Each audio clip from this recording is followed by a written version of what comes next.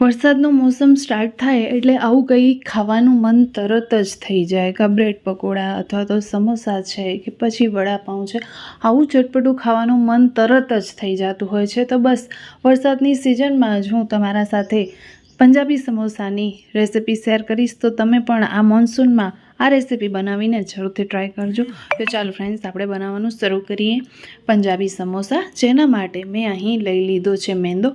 તો અહીં 2 કપ જેટલો મેંદો લીધો છે, તેનામાં સ્વાદ પ્રમાણે મીઠું એડ કર્યું છે, અડધી ચમચી જેટલો અજમો લઈ લીધો છે અને મોટી ચમચી ભરીને મેં અહીં ઘીની એડ કરી છે। તો અહીં આપણે મોણ ઘીનું જ એડ કરવાનું છે। દુકાનવાળા જે હોય છે એ ડાલડા ઘીનો યુઝ કરતા હોય છે, પણ આપણે ઘરે બનાવી રહ્યા છીએ એટલે આપણે ઘરનું જ ઘી આપણે યુઝ કરવાનું છે। હવે તેનામાં આપણે ગરમ પાણી કે પછી નોર્મલ પાણીથી લોટ બાંધી લેવાનો છે। તો ગરમ પાણીથી લોટ બાંધશો તો અહીં તમારો લોટ એકદમ સરસ એવો તરત જ રેડી થઈ જશે સમોસા બનાવવા માટે। અને ફ્રેન્ડ્સ, એક ખાસ ટ્રીક હું તમારા સાથે આજે શેર કરીશ કે જ્યારે તમે સમોસા બનાવો ત્યારે તેનામાં બહુ મોટા મોટા બબલ્સ ઉપર આવી જતા હોય છે અને લુકમાં સમોસા સારા એવા નથી દેખાતા। તો તેના માટે આગળ વિડીયોમાં હું તમારા સાથે એક ટિપ શેર કરીશ। લોટ બંધાઈ ગયો છે, ફરી પાછું આપણે ઘીનું મોણ નાખી અને તેને ઢાંકીને મૂકી દઈશું। જેટલો લોટ તમે વહેલો બાંધીને રાખશો એટલા સમોસામાં બબલ્સ જે છે એ ઓછા આવશે। હવે આપણે અહીં એક ચટણી બનાવી લઈશું, જેના માટે અદરક, લસણ, ફુદીનો સાથે સાથે લીલા મરચાં લીધા છે, બેસનની પાપડી લીધી છે, સ્વાદ પ્રમાણે મીઠું, થોડું અમથું જીરું લઈ લેવાનું છે અને થોડું લીંબુ નીચોવી પાણી નાખીને આપણે તેની ચટણીને પીસી લઈશું। પાણીની જગ્યાએ આપણે અહીં ઉમેરીશું બરફના ટુકડા, જેથી કરીને તેનો કલર સારો એવો રહે અને જરૂરત પડે તો પાણી ઉમેરજો। મેં અહીં ચટણીને પાતળી જ કરી છે, કારણ કે સમોસાની ચટણી બહુ ઘાટી સારી એવી નથી લાગતી। આપણે ઉપર છાંટીને ખાવી હોય એટલે આપણે પાતળી જ કરવાની। ચટણી રેડી છે, આપણે તેને સાઈડમાં મૂકી દઈશું। હવે અહીં બટેટાને મેં બાફી લીધા છે। તો અહીં કુકરમાં મેં 3 થી 4 વિસલ કરી લીધી છે। બટેટાની છાલ કાઢીને આપણે તેના આ રીતના ટુકડા કરી લેવાના છે, જેથી કરીને બટેટા જલ્દી ઠંડા થઈ જાય। ત્યાર પછી આપણે અહીં એક મસાલો બનાવીશું સમોસા માટે। તો તેના માટે 2 તીખા લીલા મરચાં અને 2 મોળા મરચાં સાથે સાથે અદરક લીધું છે। મેં અહીં લસણ યુઝ નથી કર્યું, અદરક જ લીધું છે। જો તમને કરવું હોય તો તમે કરી શકો છો। સાથે સાથે આખા દાણા લઈ લીધા છે, જેનો ટેસ્ટ ખૂબ સારો એવો આવે છે। બધું જ કૂટી લઈશું અને સાઈડમાં આપણે સમોસાનો વઘાર કરીશું, જેના માટે 4 ચમચી જેટલું તેલ લીધું છે શીંગનું, અને તેનામાં મેં અહીં ઉમેર્યા છે રાઈ અને જીરું। તે ફૂટે એટલે આપણે હિંગ ઉમેરી દેવાની છે અને ત્યાર પછી આપણે અહીં ઉમેરી દેવાનો છે મસાલો, જે આપણે કરીને રાખ્યો હતો અદરક, મરચાં અને ધાણાનો। તો તે આપણે બરોબર રીતે સાતળવાનો છે। અહીં ગેસની ફ્લેમ આપણે સ્લો કરી મૂકવાની છે, જેથી કરીને તે બળે નહીં અને ટેસ્ટ સારો એવો આવે। અહીં મેં ફુદીનાના પાનને કટ કરી લીધા છે।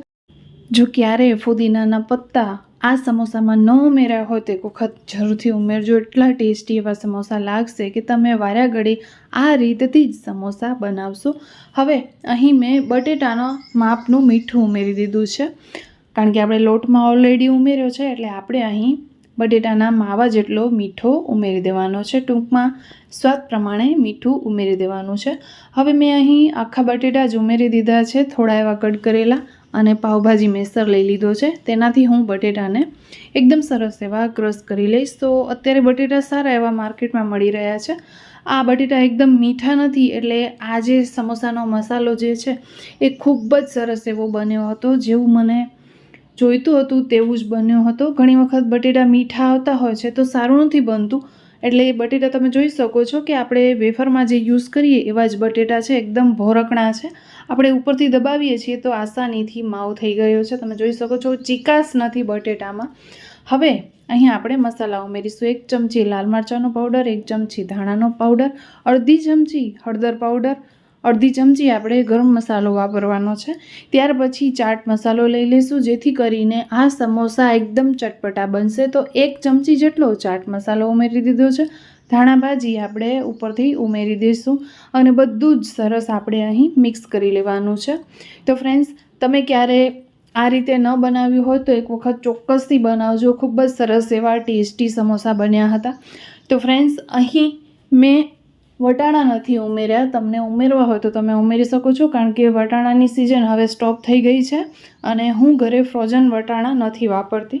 જો તમને ઉમેરવા હોય તો પંજાબી સમોસામાં ખાસ વટાણા વધારે ઉમેરવામાં આવે છે, તો અત્યારે તમે વટાણા પણ સાથે સાથે પહેલાં વઘારમાં સાતળી અને ઉમેરી દેવાના છે. તો ફ્રેન્ડ્સ, અહીં લોટને અડધો કલાક પહેલાં બાંધીને મૂકી દીધો તો તમે જોઈ શકો છો કે તેનામાં એર બબલ્સ જે છે એ ઉપર આવી ગયા છે. હવે તમે આ લોટને એક વખત બરોબર રીતે ચાંઠી લેજો, જેથી કરીને એનામાં જે પણ બબલ્સ છે એ બધા જ નીકળી જાય અને જ્યારે આપણે સમોસા બનાવીએ તો સમોસા તળતી વખતે તેનામાં ઘણા જ બધા બબલ્સ ઉપર થતા હોય છે, તો એ નહીં થાય. જેટલો તમે લોટને વેલું બાંધીને રાખી દેશો એટલા જ સમોસા જે છે એકદમ સરસ એવા ઉતરશે. તો ફ્રેન્ડ્સ, અહીં લોટ આપણે એકદમ સરસ રીતે સેટ કરી લીધું છે. હવે એક લુઓ તેનામાંથી આપણે તોડી લેશું અને આપણે તેના સમોસા બનાવીશું. તો ફ્રેન્ડ્સ, એકદમ ઇઝી રીતે સમોસાની રેસિપી તમારા સાથે શેર કરી છે. વિડીયો અત્યાર સુધીમાં જ્યારે પણ ગમ્યો હોય તો એક લાઇક જરૂરથી કરી દેજો. હવે અહીં મેં પાટલો લઈ લીધો છે અને વેલણ લઈ લીધું છે. હવે પાટલા ઉપર આપણે લુઓ મૂકીને આ રીતની આપણે મોટી પૂરી વણી લેવાની છે.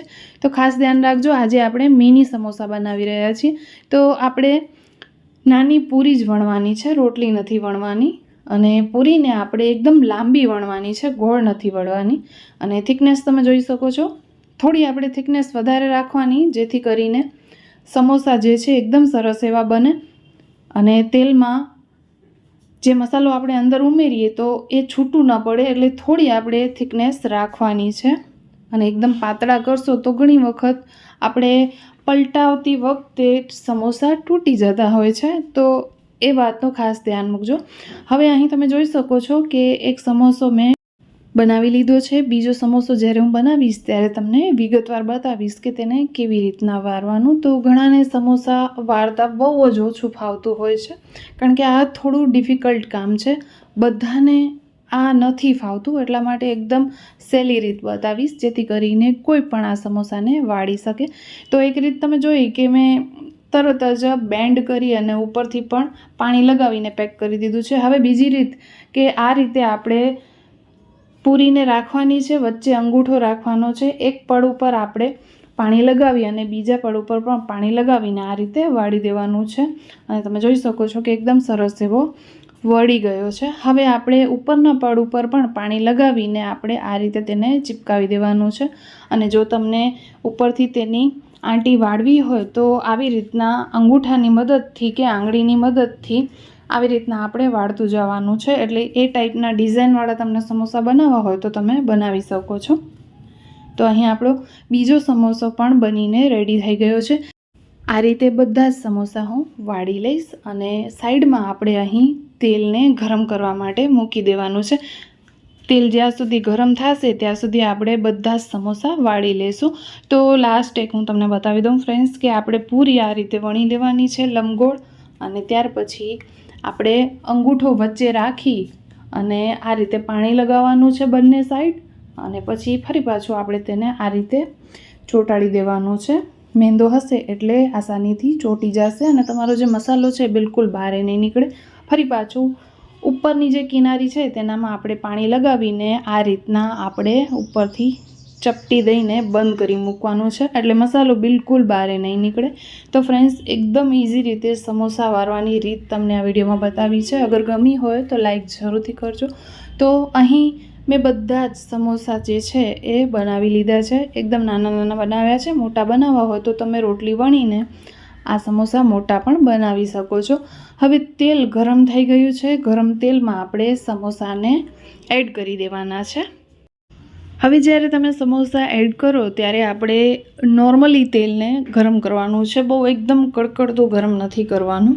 ત્યાર પછી સમોસા ઉમેરી દેવાના છે અને જ્યારે તમે સમોસા ઉમેરી દો ત્યાર પછી આપણે ગેસની ફ્લેમને થોડી મીડિયમ કરી મૂકવાની છે, જેથી કરીને સમોસા જે છે એકદમથી બળી ન જાય, તેનો કલર એકદમથી ડાર્ક ન થાય અને એકદમ સરસ રીતે આપણે જે તેની રોટલી થોડી જાડી વણી છે તો એ પણ સરસ રીતે કૂક થઈ જાય અને બિલકુલ અંદરથી કાચા ન રહે. તો ફ્રેન્ડ્સ, અહીં સમોસાનો થોડો એવો કલર ચેન્જ થાય એટલે આપણે તેને બહાર કાઢી લઈશું. અને તેલ અહીં તમે થોડું વધારે લેજો, જેથી કરીને ઉપરથી પણ સમોસા જે છે એ બરોબર રીતે તળાઈ જાય. તેલ ઘણી વખત આપણે ઓછું લઈએ તો ઉપરનો જે પડ હોય એ વ્હાઈટ રહી જતો હોય છે, બરોબર ફ્રાય નથી થતો. તો ફ્રેન્ડ્સ તેલ થોડું વધારે લેજો. અહીં તમે જોઈ શકો છો કે સમોસા તળાઈ ગયા છે, તમે તેનો કલર પણ જોઈ શકો છો, એકદમ સરસ એવો આવ્યો છે અને બિલકુલ બળ્યા નથી.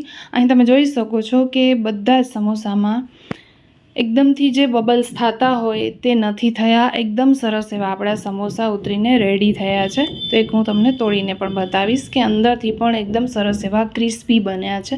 તો ફ્રેન્ડ્સ, કેવો લાગ્યો છે આજનો આ વિડીયો કમેન્ટમાં જરૂરથી કહેજો.